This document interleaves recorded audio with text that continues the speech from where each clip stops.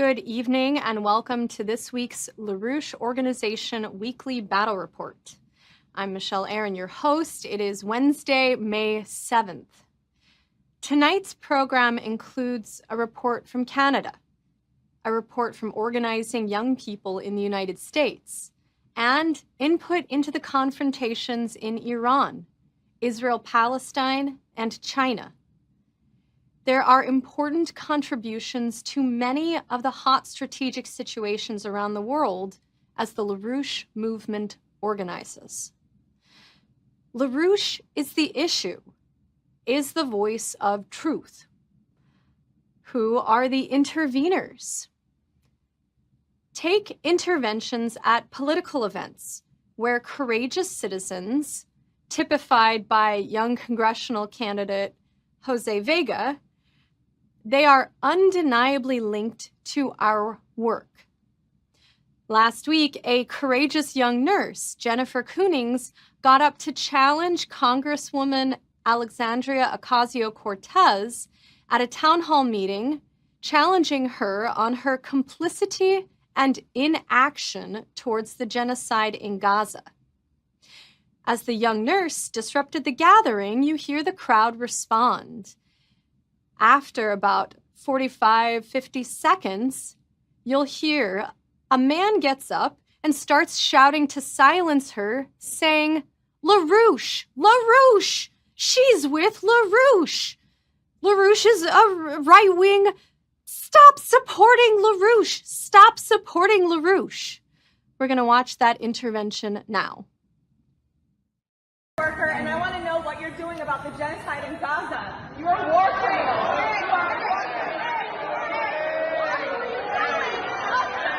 For Biden, when he's committing a genocide, oh my God, he's committing a genocide. The Democratic Party is arming, abetting, funding a genocide in Palestine. I'm a nurse. Shame on you. What are you doing? What are you doing with the genocide in Gaza? You haven't done anything. You're not doing anything. Shame on you. You're a liar. You are a liar. You were telling us to vote for Biden.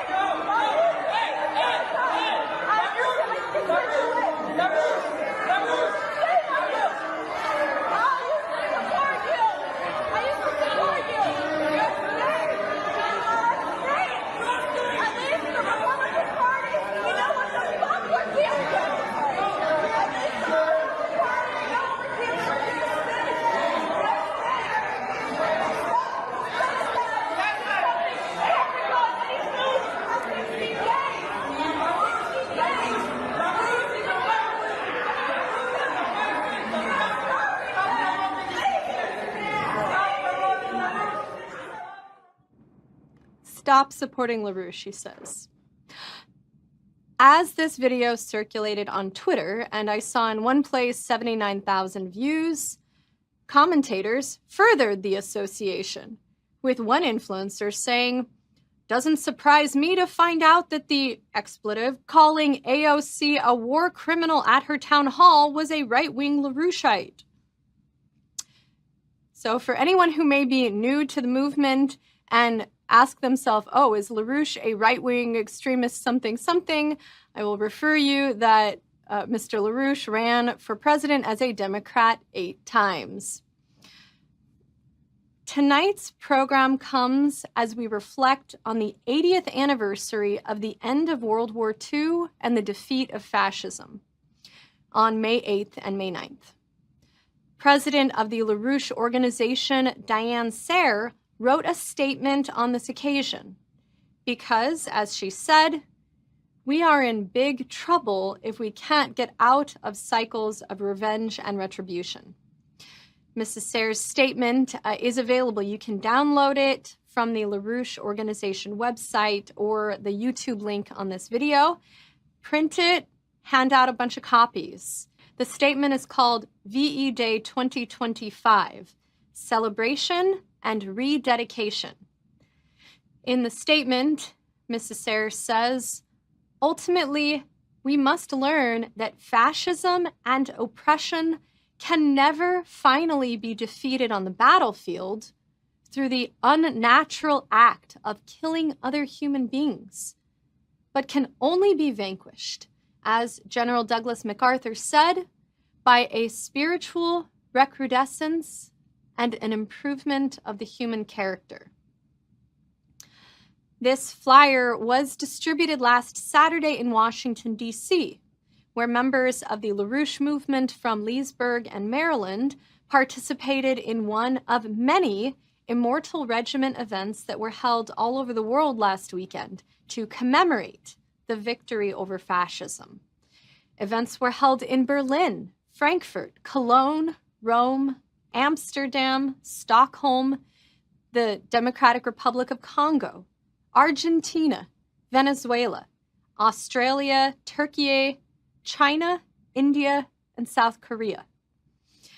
Now we'll have a few words from Bill Jones and Tim Rush of the LaRouche movement and Tatiana Patterson, one of the leading organizers of the Washington, D.C. march. This is Tim Rush with the LaRouche organization, Schiller Institute. Bill Jones also from the Institute, and we have Tatiana Patterson here. But this is at the Immortal Regiment. We're gathering in Washington, D.C. in front of the White House on May 3rd in commemoration of the heroic efforts of the then Soviet forces. And many of us are hold the pictures of our own relatives. This is my uncle who fought in Patton's Third Army, helped liberate a concentration camp. And we're here to stand up for our relatives, to celebrate the victory over Nazism, and also bring attention to other people what's going on the world right now. The United States did not win World War II. World War II was won as a result of the alliance between the United States, the other Western countries who were fighting on its side, and the Soviet Union. And if you want to attribute any purpose to any individual country, it has to be the Soviet Union, which lost far more in terms of blood and treasure than any other country. And they've rebuilt the country in spite of the fact that they were not getting much help from the U.S. after Truman broke off the Lend-Lease and then declared the Cold War. So it's an amazing resurrection of Russia that we see today, in which many of the things that we remember we used to do, like the space program, is now being done by other countries like Russia and by China, who are on the forefront of that. And if we would learn those lessons a little bit, maybe we could make America a little greater than it has been in these days, but we can only do that in cooperation with our friends and former allies like Russia and like China and the other countries of the world. Thank you so much for those words. I really appreciate to hear it. And Russia never was enemy of America.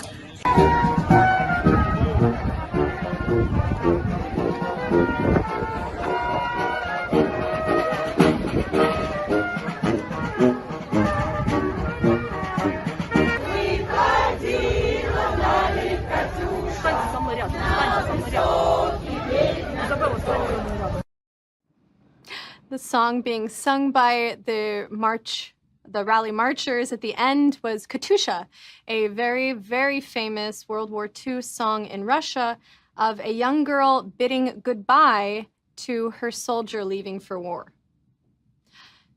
We are now 2.5 weeks out from the May 24th to 25th Memorial Day weekend U.S. Schiller Institute conference. Registration to participate in person is closing very soon, so you'll want to register and sign up as soon as possible. Looking towards that conference, we are now going to a report from Robert Castle, a volunteer with the Jose Vega for Congress campaign, who gave this report to the International Peace Coalition last Friday, who will tell us about some of the work being done by the LaRouche movement to reach out to young people, and how that's going to be developed in a panel at the Schiller Institute conference. Just quickly, the work that we have been doing through Jose Vega's independent campaign in the Bronx in New York City, and more broadly, has been primarily over the last 2 months directly going to college campuses. And in that process, we have been intersecting students on the way to their classes and directly posing the questions, many of the questions that were being discussed on this panel today, directly to these students, and really challenging the young citizens of our republic to ask themselves whether or not they have a moral responsibility to intervene in this process and for the good. And so we've had, hundreds of conversations, and the response is mixed, largely, I think, due to the cultural crisis that our country is facing right now. There's definitely an air of pessimism and even nihilism among the young generation of Americans today, but that, I think, is very clearly a result of the influence of the culture, and obviously not of their human nature. And what you see when you speak to young people in their teens and early 20s is that there's a very definite sense of moral purpose and a sense of moral clarity about what's happening, despite any particular narratives. So I'm very hopeful that we can get a lot of young people from the colleges to come to our conference and listen to our panel. I'll show some pictures really quick, and then I will talk about what we're going to discuss on the youth panel at the conference. So hopefully I have the ability to share the screen. You can see that? Yes, we can see it now. We have a bunch of pictures. I'm just going to go through some of them to show you. We're having a great time talking to people, and there's, as I said, a real response to the ideas of the possible return of the United States to a role of sovereignty among a community of sovereign nation states, as opposed to being a world hegemon. So those are the pictures. That's just a sample of some of the conversations we've been having. You can see the sign we have here on the last slide features the World Land Bridge concept that was conceptualized by the LaRouche organization, the Schiller Institute, starting in the 1990s, with the Oasis plan here featured as a key development project for the organization of peace instead of war as a basis for economic recovery in the United States as well as in other countries around the world. So yeah, it is that vision of a positive role that the United States can play, which is in accordance with its founding principles, as opposed to the ideology of selfishness and pessimism, which has really run rampant in our country for so long over the last, especially 70 years, that we're going to be discussing on the panel.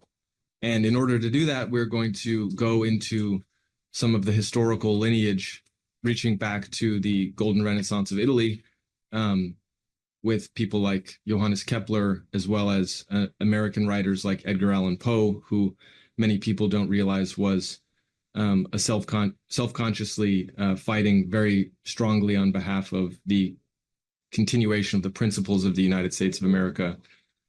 So the panels are going to cover some of these different questions about the better angels of our nature throughout American history, and then ask the question, how do we project those principles into the next 50 years?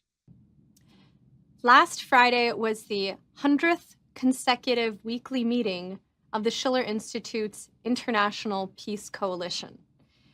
This coalition dialogue process has offered an extremely powerful series of presentations and discussions centered on the idea of a new idea for human destiny and identity.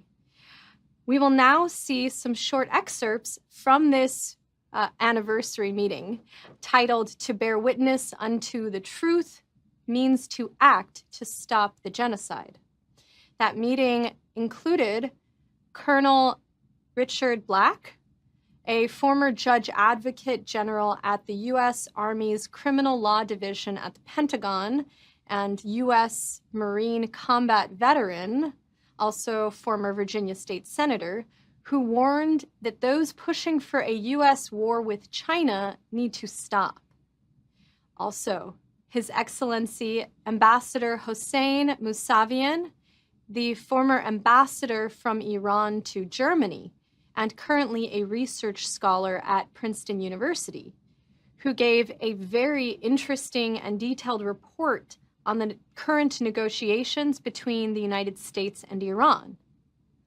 Jonathan Kuttab, international human rights lawyer and executive director of Friends of Sabeel North Africa and co-founder of Nonviolence International, who gave very important comments on both the need to stop the genocide in Gaza and to restore international law.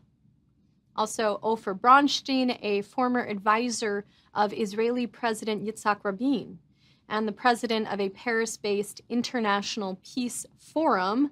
He is the author of a reconstruction plan for an independent Palestinian state, including rail, energy, and water infrastructure.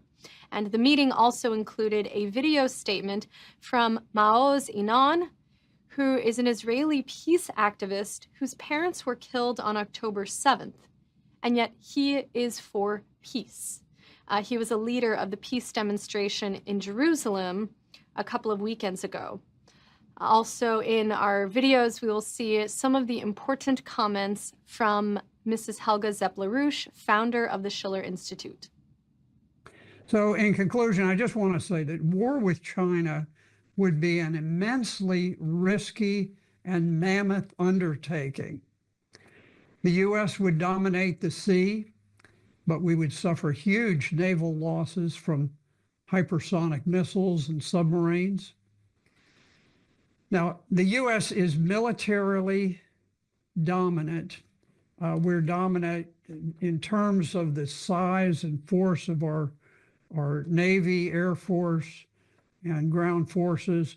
We're certainly more technologically advanced today. The same was true of the United States versus Vietnam during that war, which we lost. China is vastly more powerful and capable of in-depth defense. It is very difficult to envision an acceptable outcome of a war with China, and it is best that the United States exercise great caution and to put an end to this rather casual discussion of a war with China. Thank you. I was asked to have a brief report on the latest discussion negotiations between Iran and the U.S. To be brief, as we all know, we have had 3 rounds of negotiations up to now. I really don't know what is the U.S. Policy in the next term of negotiations, but I am confident, I have zero doubt, if they are going to deprive Iran from its legitimate rights under NPT, which includes peaceful enrichment, like other countries, like Brazil, like Argentina, then Iran would never accept any deal, even if the consequences is more sanctions or war. I'm actually caught between the need to do something immediately to put an end to an ongoing genocide, the starvation of people, the utter impunity of ignoring international law, and I think in American terms, it's like, get your knee off my neck. I can't breathe. Our people are daily being starved to death, daily being bombed, with no longer even an excuse that we are trying to hit military target. They're openly saying we are going to destroy everything. We're going to level everything. One thing about water, you know, Prime Minister Rabin in 1993, when he signed what we call the Oslo Agreement with Yasser Arafat, said in his speech that if we won't find a deal agreement on water issue, it won't be peace. Water is essential in the region, is essential in the world, And absolutely, it's many other plans on the table. I think that the Oasis one is one of them. I think that at one point we will have to put all our energy together and to promote something important on water. It's essential for peace. Without water agreement, it won't be peace. So thank you very much. I think that a vision of how the entire Middle East can be transformed and the desert can be greened, is something which will give hope to especially young people.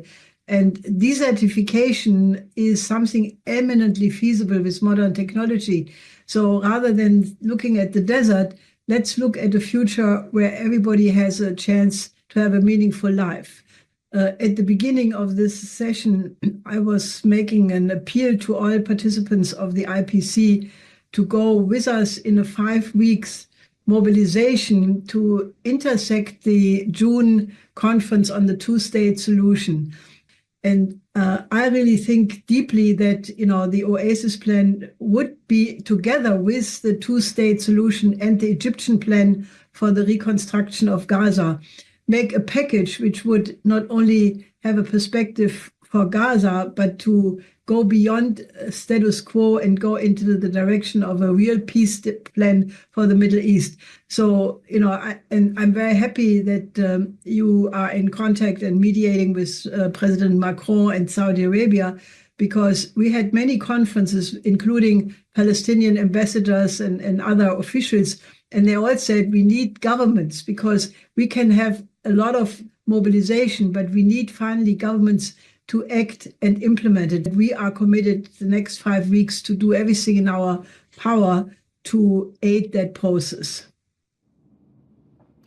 We now have a report from Canada on how the LaRouche movement is intervening in Canada by raising the level of discussions out of tariffs and tit-for-tat victories to the level of great development. As Bob Hucks will report, our Canadian collaborators are also organizing for the 5-week perspective you just heard identified by Mrs. Zepp-LaRouche, and for international participation into the May 24th, 25th U.S. Schiller Institute Conference. Hello, my name is Bob Hucks, speaking to you from Montreal, Canada, with the Committee for the Republic of Canada, which is part of the International LaRouche movement. As you see on the wall beside me here, what the Schiller Institute has called the World Land Bridge. People will know that yesterday President Donald Trump met with the Canadian Prime Minister Mark Carney. People both in the United States and Canada are very nervous over these discussions, which way this will go. The solution to that problem has to be resolved on the level of what you see in front of you. The Schiller Institute is taking a 5-week mobilization between now and the 2nd to the 4th of June, when the United Nations will convene a high-level conference for establishing peace in the Middle East based on a two-state solution. Both Israel and Palestine have to be recognized as independent states. There's a lot of motion in this direction. The Schiller Institute has emphasized that the critical ingredient is providing abundant water, power, and the basis for agricultural and economic development for all of the people in the area. This is the only way in which you will get peace. And I would say that exactly the same principle has to be brought back into North America to redirect what the policies are going to be coming from the United States and what the policies have to be coming from Canada as well. This could involve Canada collaborating with the United States on what is called the North American Water and Power Alliance, which involves diverting water from the northern parts of the continent, Alaska, northern Canada, down through British Columbia into the United States and also farther east into Canada. This would involve a mobilization of the productive labor force of both countries. It would also reorient policy away from support for a speculative financial bubble, which is impossible to save and which has become the biggest driver for escalation into what could become a world war, whether you're speaking about conflict in the Middle East or whether you're speaking about conflict going on now in Ukraine. So I'm also part of a group of people here in Canada and a few in the United States that are sending out an invitation to the United Nations, the Washington, DC embassies, and the Ottawa embassies to participate in the Schiller Institute Memorial Day Conference, either if they can in person or online. This will play a very important role in our follow-up in the week after our conference to intervene, to bring these ideas into the United Nations high-level conference on a peace solution based on a two-state solution in the Middle East. Thank you. That's what we're doing in Canada. Thank you, Bob. We now have a very exciting announcement from Germany. Dr. Wolfgang Lilge, a long-term member of the LaRouche movement, is also the chief editor of the German language Fusion magazine. This science journal, when it was produced in the United States, it was once the second largest science journal in the country. Our German LaRouche movement friends are currently producing this journal twice a year. And I saw a hard copy of the last one brought over by some friends, and it was beautiful. So the current issue, which Wolfgang will tell us about, highlights the call for a crash program for international collaboration in space. And he will tell you how you can get a copy of this journal, either hard copy or online. And we'll also include a link to that site in the YouTube description. Hi, I'm Dr. Wolfgang Lilge. I am the chief editor of the German language science magazine Fusion, but I'm also active in the LaRouche movement in Germany for a long time. I can announce to you that the recent issue of Fusion was just released. It comes out twice a year, and this issue has a cover story with a call for a crash program for international collaboration in space, which really is the future for mankind. Another section includes reports about the hypersonic missile technology, which the Russians used in their breakthrough with the Oreshnik missile in an attack against a target in Ukraine. The Oreshnik cannot be intercepted by current air defenses. In Fusion, we have in every issue an article by Lyndon LaRouche, and this time we have The Coming Scientific Revolution from 1999. If people are interested to look at this issue, you can go to the German website fusionmagazin.de, where you can also make a subscription for the magazine online or print. Thank you very much. Thank you, Wolfgang. We now have two items of LaRouche in the news, of LaRouche leaders being called upon to give their insight and information. First, China's CGTN television network program, First Voice, interviewed Helga Zepp-LaRouche, the founder of the Schiller Institute, on the trade war between China and the United States and the way out. How does China's policy of promoting open economic cooperation and mutual benefit, as exemplified by its global trade initiatives, challenge the U.S. view that restrictive measures like tariffs and tech bans are necessary for its economic revival? What does this suggest for fostering global economic stability? I think President Trump intends to reverse the excesses of the neoliberal policy of the recent administrations, and he wants to reindustrialize America. But I think he wants to implement the policies of the American system as it was developed by Alexander Hamilton, who used tariffs, but that was a different time. He used tariffs to protect the nascent young American economy against the British free trade. Today, the conditions are completely different because the economies of the world are much more interwoven. Spare parts are being produced in all kinds of countries. So the tariffs hit sometimes even American firms several times back and forth the border.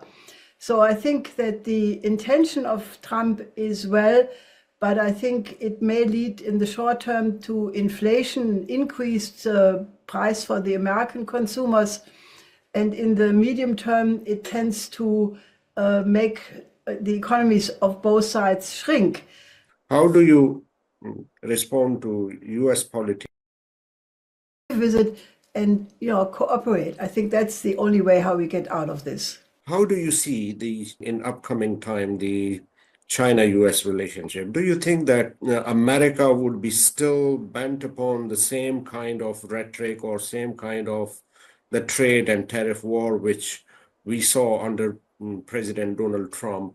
Would they stay in this bubble, or there are chances of reconciliation or thinking positively or having some sane voices around him? Well, obviously, this idea of the special nation, the indispensable nation, as Madame Albright once called it, is deeply ingrained in the American elites, establishments.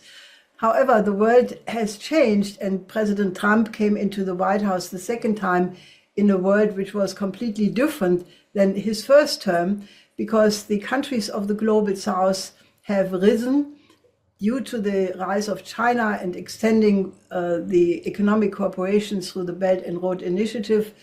And therefore, I think the BRICS and the many countries aspiring to become part of the BRICS are a new factor in the situation, which I'm confident will impact the more rational thinking people in the United States, that the world has changed and the United States will have to adapt.